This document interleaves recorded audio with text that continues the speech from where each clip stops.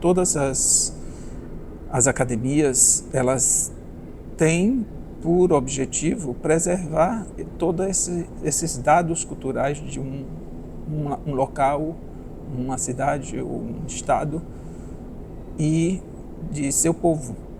Então, é fundamental que essas academias continuem a existir para que a nossa história seja preservada e não morra com o passar do tempo, né? Porque a memória, se não for preservada, ela vai se apagando. Bom, como você já foi informado através do nosso guia, este é um prédio centenário e que foi doado à Academia de Letras da Bahia por Pedro Calmon, eu sou lá Pedro Calmon, e aqui já se passaram muitas figuras importantes do nosso estado e do Brasil, personalidades como Jorge Amado, Zé Gattai, Rui Barbosa e diversos outros membros da sociedade, governadores, artistas, escritores de vários séculos, e esta é uma das academias mais antigas do nosso país. E para mim é muita honra estar aqui ocupando a cadeira do nosso querido historiador Cid Teixeira, que é um dos maiores historiadores da Bahia e que era a memória viva do nosso estado.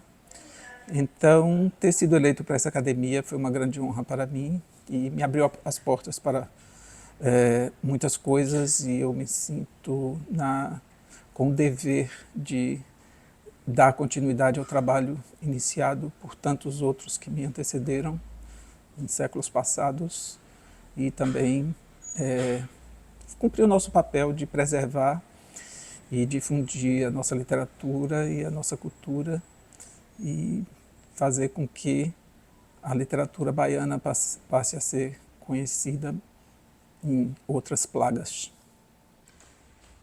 E por fim, aqui a sala de reunião,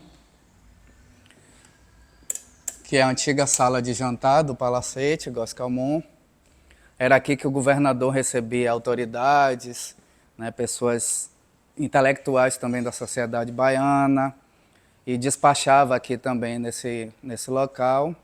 Então, essas peças que estão aqui são peças originais mesmo. E atualmente é a sala de reunião onde os acadêmicos se reúnem para questões protocolares, administrativas da casa, eleições de novos membros e outras decisões que passam por essa sala.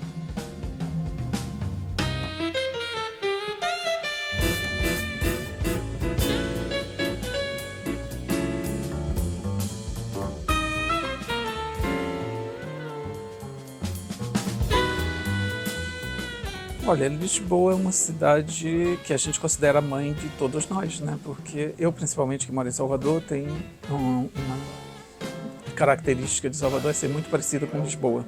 Então, temos alguns aspectos da cidade, como nomes de lugares e até um elevador Lacerda, que parece o elevador que tem aqui.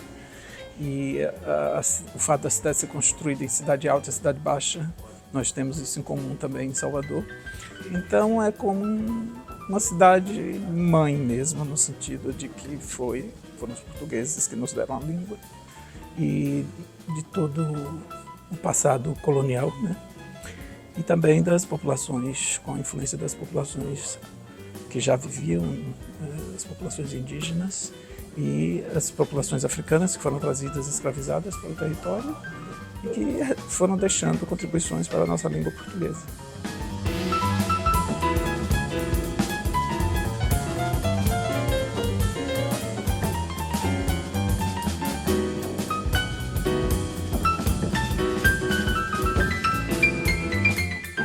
A literatura portuguesa também faz parte da literatura brasileira.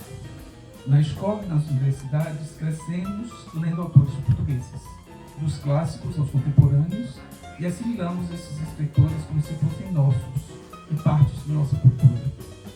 O nosso primeiro texto brasileiro, escrito por escrivão português Pero Vaz de Caminha, em solo americano, faz parte não só da origem da literatura brasileira, como também da nossa história.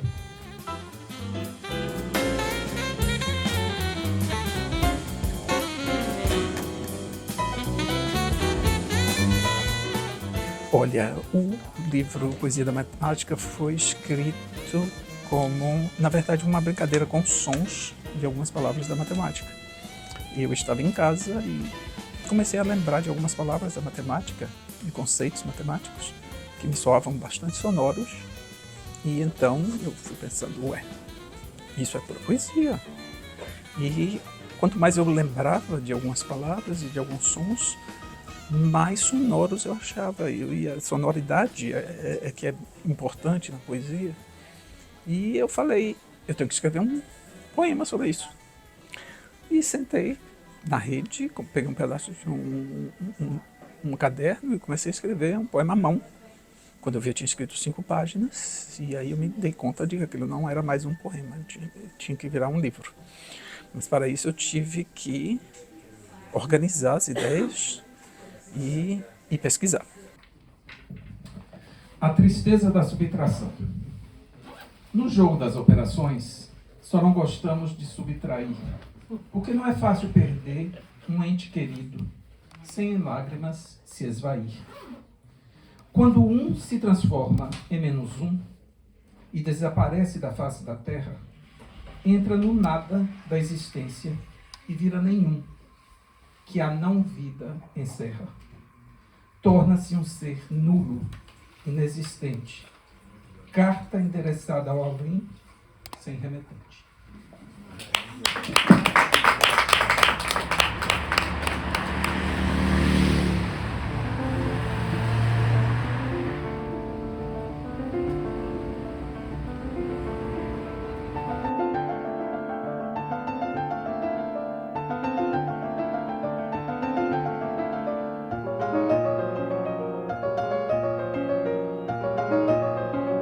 Bom, agora estamos andando aqui ao lado do Museu del Prado, em Madrid, e estamos indo em direção à entrada principal do museu, de onde pode-se ver a Real Academia Espanhola. E em breve nós estaremos subindo as escadas até lá. Este é um dos museus mais importantes do mundo. Tem uma belíssima coleção de grandes pintores e o meu quadro favorito que se encontra aí é o Jardim das Delícias de Hieronymus Bosch. É difícil dizer qual o mais belo, mas este é o meu favorito. E todas as vezes que eu venho a Madrid, eu tenho que passar aqui para visitá-lo.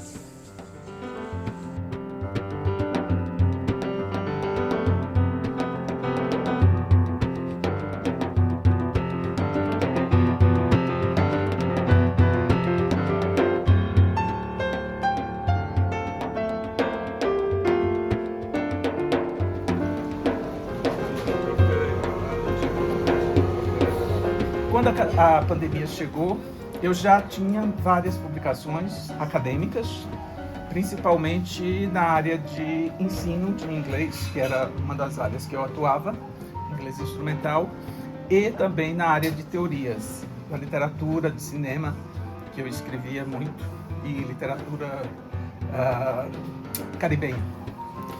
Olha, antes de mais nada, foi uma grande surpresa saber que eu estava sendo o autor homenageado nesta edição da Caravana Madrid, e realmente uma surpresa muito agradável, me surpreendeu muito, e uma grande surpresa também por encontrar amigos que moram aqui em Madrid, na cidade, que vieram hoje para o lançamento.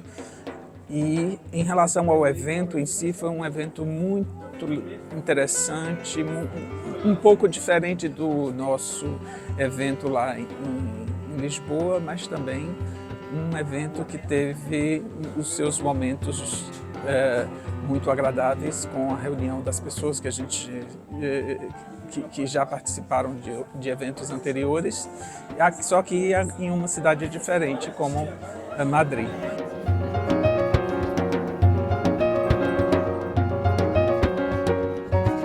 Olha, a gente escreve porque a gente quer que as pessoas nos leiam, né? Então, a gente não escreve para o livro ficar guardado, a gente quer que ele chegue até as pessoas. E quando você escreve, você quer atingir o maior número possível de leitores. Então, a gente quer que as pessoas leiam e gostem daquilo que a gente fez. Como um autor uma vez afirmou, a gente escreve para ser amado. E eu acredito que é isso.